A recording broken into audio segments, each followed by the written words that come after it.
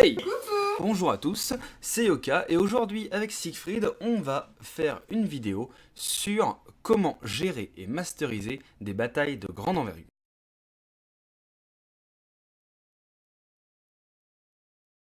Comment gérer et masteriser des batailles de grande envergure? Déjà, vous parlez un petit peu des batailles de grande envergure, je vais vous donner les expériences que moi j'ai eues sur ce genre de situation, ce genre de jeu en fait. Parce que dans le jeu de rôle, en particulier tout ce qui est Heroic Fantasy, etc., vous pouvez être amené à mettre en place ou à jouer des batailles de grande envergure, type Seigneur des Anneaux, type ce que vous voulez de baston, où il y a deux grandes armées qui s'affrontent et où ça se met sur la tronche. Sauf que c'est pas le truc le plus facile du monde à mettre en place sur un JDR. Déjà dans les jeux vidéo, par exemple, quand il y a une grande bataille, soit c'est un jeu plutôt bien fait à la Skyrim et une grande bataille se limite à genre 15 soldats contre 15, waouh. Énorme. Soit c'est un jeu type hack and slash où vous butez des centaines de personnes et il y a des centaines de gens qui se tapent dessus et ça ne ressemble à rien mis à part deux soldats qui se mettent des coups d'épée bêtement. Donc c'est pas non plus le plus attrayant. Dans les JDR, c'est un peu pareil. C'est très compliqué de mettre en place des grandes batailles et de faire des trucs épiques sans perdre un peu le fil et en réussissant à garder je dirais une cohérence, quelque chose qui reste sympa à voir, à vivre et à jouer.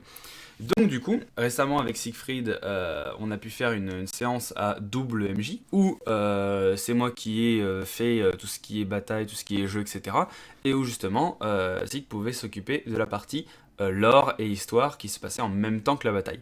Donc le JDR, je vous invite à aller le voir, le nom c'est La Chute, si je dis pas de bêtises. Je vous invite à aller le voir, il est sur la chaîne, etc. Vous pourrez le retrouver, ou au pire Siegfried mettra un lien, enfin vous verrez le machin, il est quelque part. Mes expériences quant à JDR, quant aux batailles de grande envergure. Ma première expérience, c'était quand j'étais MJ avec mes frères, tout simplement. En fait, on faisait des petits jeux de rôle comme ça, tranquillou, entre nous, genre pendant les vacances, quoi. Et à l'époque, du coup, c'était l'époque de la sortie d'Aventure par le joueur de denier. Et du coup, on avait décidé de se mettre au GDR, etc. Et évidemment, j'étais le plus vieux, j'étais pas grand, donc on m'a dit bah tu seras MJ, c'est bien. Du coup, c'est moi qui me suis mis à me jeter à toutes les séances,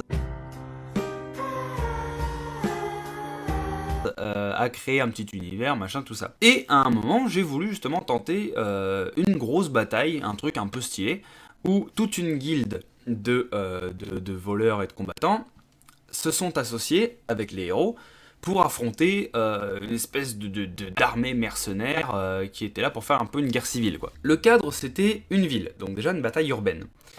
Les armées, c'était du mercenaire, c'était tout ce qui, oui, mercenaires, voleurs, etc. Donc pas non plus des grosses armées rangées, ultra armées, quoi.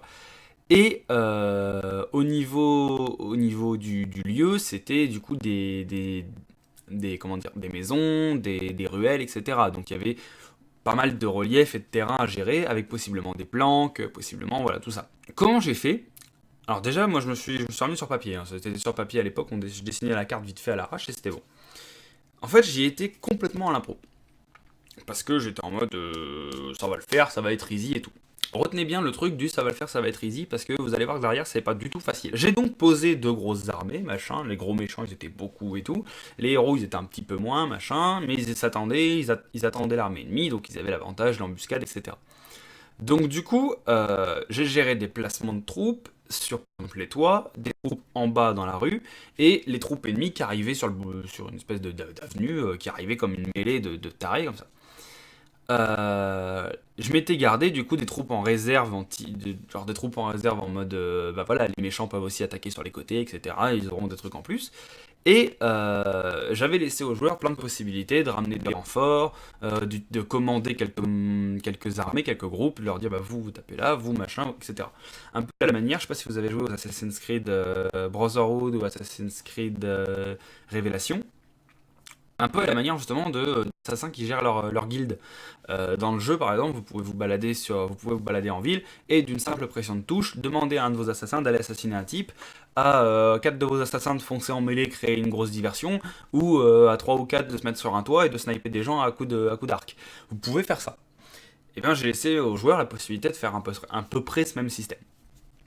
Le tout avec toute une gestion de jet. Le problème, c'est que je voulais garder le principe que ça allait se jouer au hasard. Ça allait se jouer au jet. Pas logique, c'est un JDR. Non. Sauf que, eh ben, con comme je suis, j'ai pas remarqué que quand on fait une bataille de grande envergure, on a beaucoup de troupes, donc beaucoup de gens, donc beaucoup de jets. Je vous assure, quand vous avez une dizaine d'archers, que vous lancez un jet par archer, puis une vingtaine de combattants au corps à corps, que vous lancez un jet par combattant au corps à corps, vous êtes vite débordé. Vous faites ça 2 ou 3 tours, et après, vous dites ouais, bah eux ils sont 3, ils se débarrassent du mec, eux ça va, ils meurent, lui, bah eux il y a un mage en face, il lance une boule de feu, ils sont morts, les points, voilà. Vous allez faire des raccourcis. C'est bien les raccourcis, mais des fois les joueurs ils disent attends, tu jouais tout au G et là maintenant tu pars au raccourci, frère, tu fais chier quoi. Tu changes un peu les règles comme tu veux. Bon, alors, quand les joueurs sont saoulés parce que ça fait 1h30 qu'ils attendent que tous les G se lancent, ils sont souvent d'accord avec le MJ, donc ils disent vas-y, joue ça comme tu veux. Mais, mais voilà, des fois ils peuvent aussi dire mais les règles, connard, t'as dit que tu joues au G, joue-le au G quoi. Du coup, le fait en fait de faire cette première expérience, cette première bataille comme ça, m'a montré l'importance dans les JDR de grandes envergures, enfin dans les batailles de grandes envergures, de grouper les jets. Reste groupir. Quand je dis grouper les jets, j'entends que quand vous faites une bataille, même si elle est rangée ou pas rangée ou disparate, etc., vous aurez un peu un système de troupes. Mettons, vous avez vos guerriers, vos archers, vos mages en soutien. Mettons. Vous avez donc 3 secteurs. Vous pouvez grouper les jets. Dire, voilà, les guerriers, 3 jets, et ça déterminera s'ils avancent ou ils reculent. S'ils gardent leur position, s'ils démontent les adversaires, ou s'ils se font démonter. Par exemple, des jets pour les archers, des jets pour les mages, avec le même système, etc. Voilà. Mais 3 groupes bien distincts. Ça évite de faire des centaines de jets. Déjà, ça limite le nombre de jets. On peut faire un jet par groupe. Moi, j'aime bien 3, parce que ça laisse un peu plus de hasard. Vous voyez, ils peuvent avoir un très grand moment de réussite et perdre un peu leur momentum et se faire défoncer en prenant 2 échecs critiques. Et puis, genre, ils ont foncé un peu trop. Sauf que, bah, foncer, c'est bien, vous tuez plein d'ennemis, sauf que vous êtes trop vers l'avant, donc vous mourrez. Ça permet de jouer un petit peu là-dessus, sur le lore, sur le déroulé de la bataille, de vous filer quelques petites ficelles. Parce que si vous faites juste un jet, vous dites, bah, ah, ils ont battu les ennemis, donc vous avancez. Sur 3 jets, vous dites, ben, mettons que vous avez 2 réussites très faibles et une superbe réussite. Vous avez genre, vous avancez péniblement, puis à force d'effort, vous finissez par créer une percée et vous défoncez vos adversaires. Ou alors, vous avez un gros échec critique au début, puis de réussite. Vous prenez une énorme volée et vous vous faites repousser sur plusieurs mètres en arrière, mais grâce à force et courage, vous arrivez à remettre une ligne de front, à resserrer les rangs et à repousser les vagues d'ennemis qui vous foncent dessus. Pour moi, le fait de balancer 3G me permet de laisser un peu plus d'interprétation et donc de modifier un peu le déroulé de la bataille, de donner un petit peu plus de piment. C'est pour ça que moi je pense qu'il faut garder un minimum de G quand même, pas juste se limiter à 1 G par troupe. Ça, vous l'avez pu le voir si vous avez regardé le JDR La Chute. Avec Siegfried, du coup, on s'était dit go JDR, WMJ, etc. Moi, je m'occupe de la baston, je fais que baston, baston, baston, et Siegfried s'occupe de la partie lore, de la partie tout ce qui est un peu à l'avant de la bataille ou à la fin de la bataille. Et c'est lui qui me donne les trucs, quoi. C'est lui qui me dit, bah là il arrive ça, et toi tu vas devoir faire rentrer ça en jeu. Donc il avait un bout de papier, en fait, tout simplement, il m'avait noté, là, il y a les Charon qui arrivent. Ok, donc les gros dragons, machin. Là, il y a des démons qui arrivent. Ah, ok. Là, il y a une troupe qui se fait éclater, ou il y a le Calactac qui machin, fait un truc et tout. Je vais spoiler un peu, mais vous avez qu'à regarder, hein, merde. Et du coup, vous avez tous ces trucs-là qui apparaissent. Ça, c'était sur un bout de papier, et il me le pointait, en fait, tout simplement, pour que moi, je sache que là-bas, c'était le moment de mettre ça. C'est moi qui ai posé les troupes, j'ai posé totalement arbitrairement, en fait. Quand j'en ai créé la carte, j'ai dit, bah là, plein de démons, là, tac, tac, tac, corps à corps, corps à corps, corps à corps, quelques mages en soutien, et des archers derrière. Point, c'était logique, ça ressemblait à une bataille rangée, on attendait l'ennemi, etc. Donc du coup, j'avais juste à gérer ça en fait. Et ça, c'est l'attrait du double MJ, c'est que je pus me concentrer à 100% sur la gestion des troupes, sur la gestion de je vais vous mettre un événement là, eux ils meurent, eux ils avancent, eux ils font des trucs formidables et eux ils font que de la merde. Voilà, vous faites ça. Maintenant, le truc également très intéressant, c'est que on a pu se détacher le lore du gameplay. c'est que moi, je me suis pas du tout intéressé au lore, même si je savais quel était le lore de la baston que j'étais en train de masteriser, je suis pas complètement débile, mais j'avais pas besoin de dire, eh bien là, ce personnage extrêmement important meurt. Non, pas du tout. J'avais ni lieu ni raison de faire ça. Donc du coup, ça, c'était la partie de Siegfried. Et lui, il n'avait pas besoin de se méfier de mon gameplay, parce que, entre guillemets, il me fiait de les billes, parce qu'il y avait ce fameux papier qui, qui nous permettait de communiquer pendant qu'on faisait le JDR. Mais en même temps, il m'avait déjà posé ses conditions avant, je savais qu'il y avait des moments charnières qu'on ne pourrait pas passer à côté, et c'était comme ça, et puis c'est tout, et puis quand il reprenait le contrôle, c'était lui qui m'indiquait. Donc par exemple, si il m'avait dit, bah, les héros attaquent le machin et tout, les troupes proches les accompagnent en fonçant avec, et ben ça aurait engendré une réussite automatique sur ces troupes-là. J'aurais dit un truc aux joueurs du genre, bah les troupes là, du coup, regonflées par le courage de voir les héros foncer en mêlée, se sont remises à fond, ont repoussé les démons et ont pu reprendre l'avantage pour accompagner les héros vers leur machin. Inversement, ils m'auraient dit les troupes fuient et les héros foncent tout seuls. J'aurais dit bah les troupes submergées par les démons préfèrent fuir et les héros vaillants foncent vers l'adversaire. Voilà. Maintenant vous allez me dire,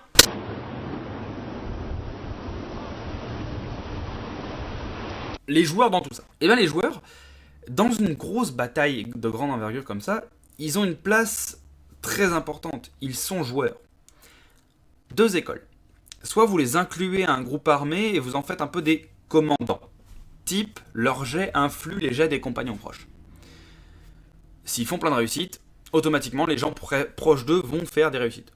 C'est un peu casse-gueule, je vous avouerai, parce que ça peut engendrer des grosses défaites, des grosses déceptions. Donc, moi je suis pas forcément pour. Maintenant, le fait d'avoir un joueur tout seul au milieu d'une troupe, donc faire les jets du joueur et les jets de la troupe, ça marche très bien aussi. Ça laisse une individualité au joueur dans ce gros collectif qu'est la bataille. Mais ce qui est intéressant, et ça pour moi c'est un truc très très très intéressant à jouer, c'est de faire que le joueur, selon ses actions, va pouvoir influer les jets des troupes proches. C'est pour ça que moi je conseille de ne pas le poser en règle, mais de vous dire, c'est vous le MJ. Donc si vous balancez les dés, que le joueur balance les dés, il fait des réussites de ouf, vous balancez les dés de la troupe fait n'importe quoi, vous n'êtes pas obligé. Vous n'êtes pas obligé d'écouter les jets. C'est tout. Et c'est pour ça que mon premier conseil, c'est de ne pas tout jouer au hasard. Quand vous faites une grosse bataille rangée, ne jouez pas tout au hasard. Ça ne sert strictement à rien. Vous allez être déçu. Vous allez être déçu de votre bataille. Vous allez être déçu de... vous allez décevoir vos joueurs. Vous allez être déçu de tout. Parce que vous pouvez faire des ennemis ultra puissants, que vous vous dites, lui c'est un boss, il va forcément marcher sur les ennemis. Vous jouez au hasard ses attaques et le boss enchaîne 3 échecs critiques. C'est un démon de 50 mètres de haut qui est censé ravager les troupes, il enchaîne 3 échecs critiques. Bah il fait une attaque, mais comme il est trop fort, il tue quand même 4 personnes, tu vois. Mais bon, il a raté son attaque, donc il en tue pas 150. Ouais. Vous voyez? Explication bullshit. Ça va juste vous bullshiter le lore, mais de ouf. Vous allez vous dire, mais voilà, le mec, soit c'est un démon, il fait une réussite critique, il défonce toute une troupe à lui tout seul, soit ben il fait un échec critique, et comme c'est un échec critique, en tant qu'MJ, vous vous cantonnez à l'appliquer, et vous dites qu'il rate l'attaque. Non, vous dites, bah le boss réussit une attaque, et arrive à décimer 50 soldats. Peu importe ce que le chiffre du dé est sorti, que ce soit un 1 ou un 120 000, on s'en branle, c'est votre bataille, c'est à vous aussi d'en décider les ficelles. À quoi pensez-vous que servent les paravents et les jets cachés? Par contre, les joueurs, eux, vous laissez bien au hasard, au niveau de leur jet, etc. Mais, là encore, un joueur qui enchaîne 3 échecs critiques, est-ce qu'il est censé mourir sur champ de bataille? Pas forcément. Vous pouvez dire, toi, t'es guerrier en mêlée, tu te fais avoir, tu as enchaîné 3 échecs critiques, tu es mis au sol, etc. Mais l'intervention héroïque de la troupe et des alliés autour de toi arrive à te sauver. Tu finis au sol, un démon va te bouffer la jugulaire, mais des alliés met un grand coup et tue le démon, t'es sauvé, tu peux te relever, par contre tu feras gaffe, tu t'es pris une grosse griffure au niveau de la jambe, tu saignes sale. Voilà. Tout con. Mais ça évite de devoir tuer un joueur bêtement en plein milieu d'une bataille rangée, parce que le pauvre homme, il va se faire chier à attendre là. Hein, ça aussi. Deuxième conseil, pensez à déterminer les événements dans la bataille.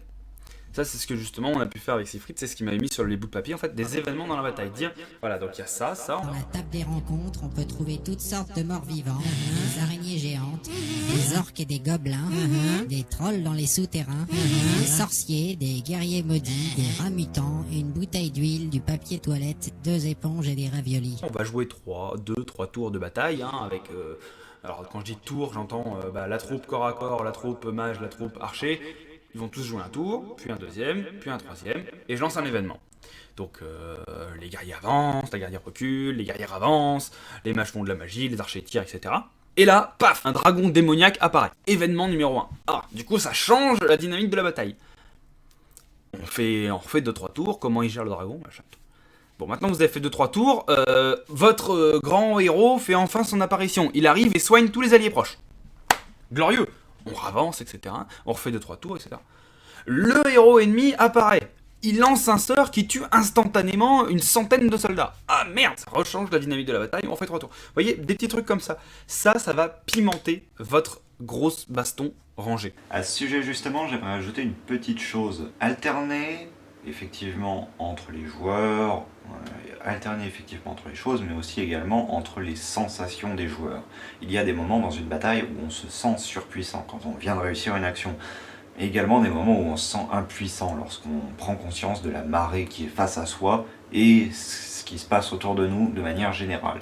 Et il faut alterner ces moments-là parce que si un joueur vous le laissez tout le temps dans la partie euphorique de la chose, il ne va pas sentir les enjeux de la bataille, mais à l'inverse, si jamais vous êtes toujours dans la souffrance, les personnes qui meurent à côté de lui, bien tout simplement, il va perdre espoir et va se dire que la bataille en soi n'a que peu d'importance, étant donné que l'issue est fixée de toute manière et que lui n'a pas sa place en tant que tel pour faire varier les événements. Et ça va être génial. Ça va être génial. Et vous pouvez l'appliquer à tous les scénarios, hein, tant que vous avez un peu d'imagination. Une grosse bataille sur une planète, mettons à la Star Wars, vous voyez, genre la guerre des clones.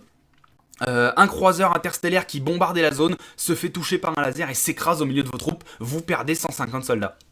Voilà, événement random de bataille. Ça peut tout à fait arriver et c'est tout à fait expliqué au niveau du lore. Enfin, un vaisseau qui s'écrase en pleine bataille parce qu'il s'est fait toucher par une tête nucléaire. Il n'y a pas de truc illogique, vous voyez.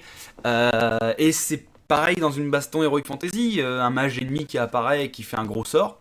Il n'y a pas de raison que ça n'existe pas en fait. Donc du coup, voilà, ces petits événements vont vous permettre d'éviter un truc. C'est genre une guerre des tranchées en fait, une bataille de grande envergure qui se joue comme à Verdun. On bouge plus pendant 4 ans, on fait 1 tour, 2 tours, 3 tours, 5 tours, 8 tours, 1000 tours, où personne ne bouge, où on fait que d'avancer, de reculer, et on ne sait pas où ça va, on ne sait pas quand ça avance, on dit là vous tenez moins bien, vous avez des pertes, vous en avez plus ou moins, voilà. Les événements vont vous aider à rythmer votre bataille. Il faut aussi que vous preniez en compte que votre armée et l'armée adverse va avoir des pertes. C'est pas des armées infinies. Vous voyez, c'est pas des flots infinis de soldats qui se jettent dedans. Il va falloir savoir vous dire stop. Et ça vous permet de garder un cadre. J'en avais déjà parlé dans le développement, dans créer un monde, etc. Mais le cadre en JDR, il est important. Parce que sinon, vous ne terminez strictement jamais votre partie, en fait. Donc, il y en a qui peuvent dire, voilà, vous pouvez déterminer un nombre de tours. Par exemple, dire cette bataille, au bout de 10 tours, il n'y aura plus personne. Au bout de 10 tours, tout le monde sera mort. À voir dans 10 tours qui aura fait les meilleures réussites. Par exemple. Moi, je sais que les événements, ça m'aide. Parce que à partir du moment où on fait un événement, on peut dire, là, un gros dragon apparaît, il défonce toute une partie de l'armée. Bon, déjà, voilà, on va réduire le nombre de soldats, ils vont plus pouvoir avancer ou tenir pareil. On peut avoir là un petit point assez intéressant pour changer cela. En effet, il y a une phase, souvent, avant toutes les batailles, où les personnes sont dans un cadre relativement calme, bien que tendu, où les personnes peuvent discuter entre elles, soit de la bataille à venir, soit de choses complètement aléatoires. Et justement, c'est là que c'est très intéressant. On n'a pas eu beaucoup le temps de le faire dans le JDR La Chute, je ne l'ai que très peu fait volontairement afin de ne pas retarder outre mesure la séance. Toutefois, ce que j'aurais bien aimé, c'est faire des portraits de quelques soldats autres que les joueurs en tant que tels, me permettent en fait tout simplement de présenter dur 50 ans à une femme qui l'attend chez lui, des enfants, un qu'il a déjà perdu à la guerre et un autre qui est disparu et qu'il aimerait retrouver. Ce genre de portrait en fait tout simple que vous faites suggérer aux joueurs par seulement quelques phrases, qui permet au final de sortir de cette identité de pion et de rentrer vraiment dans des identités de personnages. Et c'est là un moyen d'impliquer vraiment les joueurs. Ils vont avoir des enjeux rien qu'au niveau local, rien qu'au niveau de leurs petites actions, ils vont combattre. Non pas pour une grande cause, pour je ne sais quoi, mais aussi pour ces personnes que vous leur aurez présentées. Et justement, d'où l'intérêt de les réutiliser ensuite. Vous les faites se reconnaître dans la mêlée. Un moment, juste un regard. Attendez, Je vous connais. Vous décrivez juste très rapidement. Tu remarques un regard, cette personne, tu la connais. Elle t'avait parlé de son fils très peu de temps avant. Ça peut vous permettre soit de mettre quelque chose de très positif, avec par exemple cette personne que je vous ai décrite juste avant, qui tue de manière totale, enfin qui tient une position seule, ou alors quelque chose de beaucoup plus tragique, avec tout simplement la description de sa mort. Penser que le joueur, lui, il a sa place dans la bataille. Il faut lui laisser son tour à lui, pour qu'il puisse s'exprimer, faire son action, avec des trucs très individuels. En même temps, une bataille, c'est des rangs de démons vous arrivent dans la gueule. Du coup, vous avez des rangs de soldats, etc. à gérer. Bon, pourquoi pas. Mais le joueur, lui, il se préoccupe pas des rangs de soldats ou des rangs de démons. Lui, ce qui lui préoccupe, c'est les 2 démons qui arrivent face à lui. Voilà, ça c'est les 2 stremons, les 2 orques, les 2 ce que vous voulez, qui lui arrivent en face. C'est ça l'important pour le joueur. Parce que si ces machins-là le butent, lui il meurt. Et sa partie est terminée. Donc c'est un petit peu chiant, vous voyez. Alors que les autres soldats, c'est un peu des pions. Donc, il faut que le joueur ait bien sa place. Pour moi, il faut quand même penser à laisser bien à chaque joueur son tour de jeu, qui décrive ses actions, qui fasse un truc un peu stylé et tout. Et de dire, voilà, tu fais ça, t'arrives à faire ta super parade et tout, tu balances ton sort, tu grilles 3-4 démons, c'est stylé et tout, autour de toi. Et là, on remet le collectif. Autour de toi, les soldats, j'ai décidé qu'ils perdaient un peu, les soldats se font un peu abattre par les démons malgré ta réussite, hein, les démons marchent sur les soldats proches, le rang commence à reculer, est-ce que tu choisis de reculer ou pas? Souvent le joueur va te répondre oui, donc du coup tu recules et tu te mets bien à couvert avec les autres guerriers, vous resserrez les rangs, mais vous perdez 15 mètres de champ de bataille. Vous avez laissé la place au joueur, il a pu s'exprimer, faire sa réussite et tout, c'est trop stylé machin. Mais en même temps, vous lui faites bien ressentir le poids du collectif. Le poids que, c'est bien d'être un super bon joueur et tout, mais dans une grosse bataille de ouf, les dieux, vous n'avez pas non plus une importance subliminale, quoi. Vous avez beau faire des réussites incroyables, vous n'allez pas changer le cours d'une guerre, quoi. Et ça, c'est important aussi de le faire ressentir au joueur. En même temps, il faut le faire sentir important, qu'il ait ses tours et ses réussites. En même temps, il faut lui faire sentir que la bataille va se jouer, peu importe ce que lui fait. Vous voyez, une petite demi-mesure, c'est un peu compliqué, mais voilà, je pense que c'est faisable. Je sais pas si j'ai réussi vraiment à le faire durant mes premières expériences, parce que j'avais fait que les joueurs étaient trop forts, et du coup ils ont gagné de manière un peu écrasante. Dans ma dernière expérience avec Siegfried, je pense que c'est plutôt bien passé. Ce sera à vous aussi de me dire si vous l'avez bien ressenti. Voilà. Pour finir, un dernier conseil. Et là, c'est pas vraiment du conseil. C'est même de l'ordre un peu. C'est... faites ça, vous êtes dans la merde. Tout au long de mon explication, vous avez peut-être pu comprendre que je parlais aussi du cadre, du fait de pas trop déborder, pas faire attention, tout ça, pour éviter justement de se laisser emporter. Parce que ça m'est aussi arrivé. Quand on a fait le JDR avec Siegfried, on s'était dit, ça durera qu'une soirée, en 3 heures la bataille elle est pliée. Il nous a fallu 2 soirées. Parce que j'ai été incapable de cadrer la bataille. Pour sa défense, j'ai choisi de ne pas accélérer le mouvement outre mesure volontairement. C'est moi aussi, de toute manière, qui ne lui ai pas dit « là, il faut que tu ailles plus vite ». Parce que, déjà, il y avait des contraintes techniques, c'est-à-dire qu'on a commencé un peu trop tard à mon goût et que, du coup, la séance n'a pas duré outre mesure. Je pensais qu'elle durerait au minimum 4 heures. Et du coup, on l'a éclaté sur 2 soirées parce que les joueurs étaient beaucoup trop fatigués et plutôt que continuer et que simplement ils s'endorment ou alors que le lendemain ils aient du mal à se lever, je me suis dit on sépare en 2, ce n'est pas grave, on se revoit et on refait la seconde moitié, aucun problème. C'est trop long, voyez? C'est pour ça, conseil ultime, et c'est ce avec quoi je veux finir la vidéo et je finirai mon propos, ne pas déborder, être concis et faire très attention à l'ennui des joueurs. Parce qu'ils vont se faire chier. Quand votre archer, il tire 3 flèches par tour, qu'il faut jouer le mage, qu'il faut jouer le guerrier, qu'il faut jouer la bataille à côté, les troupes, machin et tout, mais le mec, entre 2 tours, il a une demi-heure à poireauter. Il va aller se taper une game de LoL en attendant, il va aller se faire des arames, enfin, surtout si vous jouez par PC interposé. Le mec s'en bat les steaks, au bout d'un moment, il a une vie à vivre, quoi. C'est bien le lore que tu racontes et tout, ça avance, machin et tout, mais au pire, rappelle-moi quand t'as besoin de moi, hein. De toute façon, moi je suis un archer, je suis tranquille pépère en arrière. Ayez vos listes d'événements, ayez des listes où vous vous dites, il peut se passer ça, ça, ça, ça. Chaque seconde que vous pourrez gagner est nécessaire. Là où dans un JDR, entre guillemets, plus standard, vous pouvez vous permettre de laisser des pauses, de laisser des blancs, là, chaque seconde que vous perdez est une seconde qu'un joueur met de plus avant d'avoir son tour. Et comme l'écart entre les tours est nécessairement long, car il n'y a pas que les joueurs à gérer, mais il y a beaucoup plus à gérer, et pas seulement quelques PNJ comme vous avez dans la plupart de vos autres séances de JDR, là, vous allez avoir des gros moments où vous allez juste décrire des mouvements d'armée, décrire des choses qui se passent autour des joueurs, qui sont clairement des moments pendant lesquels les joueurs vont avoir leur attention qui va baisser au fur et à mesure. Prévoyez donc aussi ce que j'appelle des pics de rappel, c'est-à-dire d'un seul coup, vous interrompez votre description avec une action qui va toucher un personnage en particulier. Parce que comme ça va faire se ressaisir le joueur, et si on imaginait un petit peu son attention, en gros elle est là, elle est tranquillement là, voilà. Vous commencez à blablater sur des choses qui se passent à l'extérieur de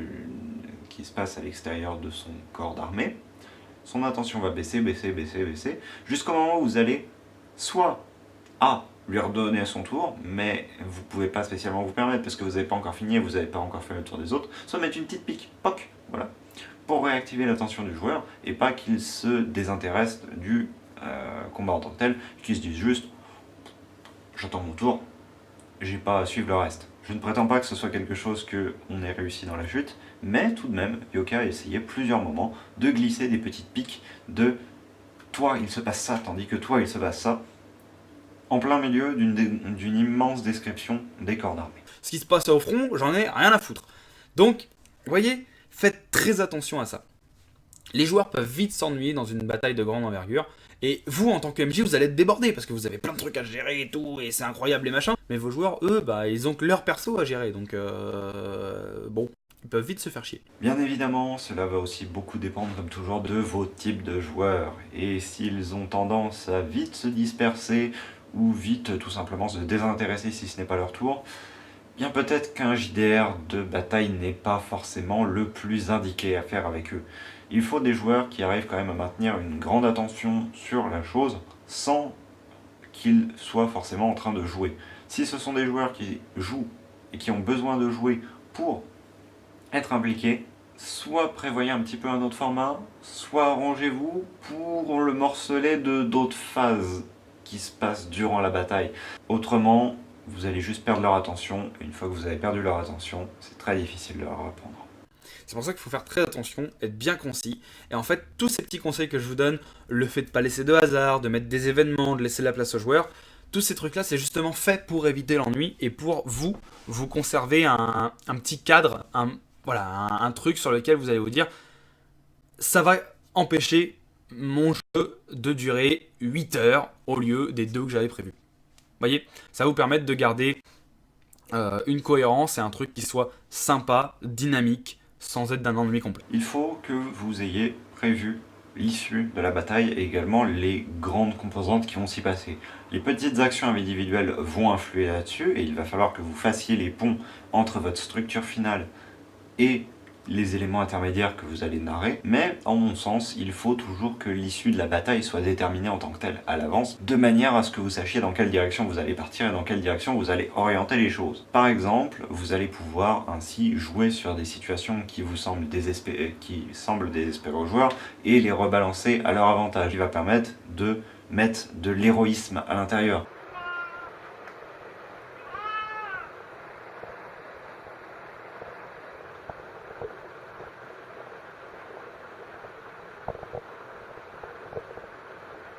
Tandis que si jamais vous faites l'inverse, que vous êtes dans une situation très mauvaise et que au bout de la bataille, c'est une défaite, c'est juste du fatalisme. Et en fait, vous allez pouvoir jouer comme ça sur les émotions que vous allez transmettre à vos joueurs via cette bataille, et également, en même temps, comme vous avez écrit la fin, eh bien vous savez où vous allez tout simplement. Et vous n'avez pas à vous poser la question, est-ce que là je fais gagner tel corps, est-ce que là je fais gagner tel corps? Non, ça ce sont des petits détails en interne. Ce qu'il faut, c'est que dans la globalité, ça gagne ou ça perde, qu'il y ait des revirements de situation en permanence, que vous raccrochiez les morceaux en fait en cours de route avec les actions individuelles et les événements que vous avez écrits. Ce qu'il faut vous dire aussi, c'est que vos joueurs ont un gros potentiel de mourir pendant vos combats si jamais vous appliquez vos règles de bout en bout. Vous pouvez donc vous permettre, comme il a été dit, de faire de la réinterprétation des jets, mais vous pouvez aussi prendre ça totalement à contre-pied, et vous partir du principe que, eh bien, vous récompensez les joueurs lorsqu'ils sont bien attentifs et qu'ils font bien attention aux mouvements, à tout ça, et vous pénalisez pas, mais vous récompensez moins ceux qui ne suivent pas, et ainsi, vous leur dites directement dès le début du combat, attention, il va falloir que vous suiviez, parce que voilà, il va se passer ça, il va se passer ça, il va se passer ça. Enfin, si jamais vous ne suivez pas IRL, votre personnage INRP n'aura pas les infos, et vous n'aurez pas le droit de me les redemander. Et donc du coup, vous serez désavantagé potentiellement dans certaines situations. Et vous leur précisez une autre chose, attention, c'est un combat, c'est extrêmement dangereux, c'est un combat ouvert, il peut se passer n'importe quoi.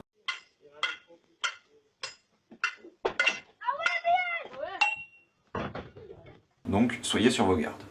Et juste avec ça, déjà, vous allez mettre vos joueurs dans l'ambiance en soi, mais surtout, vous allez justifier, s'il y en a un qui meurt, bah, d'accord, c'est en partie de la faute des dés, par exemple, si jamais c'est un JDR avec des règles, avec des dés plus particulièrement, mais c'est aussi en partie, possiblement, ta faute.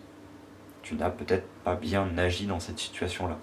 Et justement, leur préciser que c'est un cadre de guerre, donc à tout moment ils peuvent mourir, ça les ramène aussi à la condition de simple soldat, entre guillemets, bien sûr relatif suivant les JDR que vous faites, et leur permet de prendre conscience que ils ne sont qu'un point parmi une multitude, mais un point qui peut pencher en faveur d'une ou d'une autre issue. Voilà. Sur ce, écoutez, j'espère que ces petits conseils vous auront été utiles. J'espère ne pas avoir été trop barbant, parce que je blablate de ouf, mais j'espère au moins que ce soit pas trop chiant, parce que j'ai pas non plus le dynamisme et les compétences en montage de Siegfried pour compenser. Voilà. Sur ce, si vous avez des petites questions par rapport aux conseils que je vous ai donnés, les commentaires sont là. Siegfried me dira, il y a des gens qui te posent des questions, machin, réponds-y, c'est ta merde, t'as fait la vidéo, tu te démerdes. On peut en discuter, c'est cool et c'est mignon. Voilà, sur ce, écoutez, j'espère que cette petite vidéo vous aura été intéressante et utile. Moi, je vous dis au revoir et à une prochaine vidéo. Comme d'habitude, si vous n'avez pas aimé cette vidéo, n'hésitez pas à appuyer sur ce bouton. Par contre, si jamais vous l'avez aimé, n'hésitez pas à vous abonner, à nous suivre pour avoir plus d'informations sur nos projets et nos futures vidéos. Quoi qu'il en soit, je vous souhaite une excellente journée et je vous dis à une prochaine fois et à très bientôt pour une nouvelle vidéo. Salut, salut!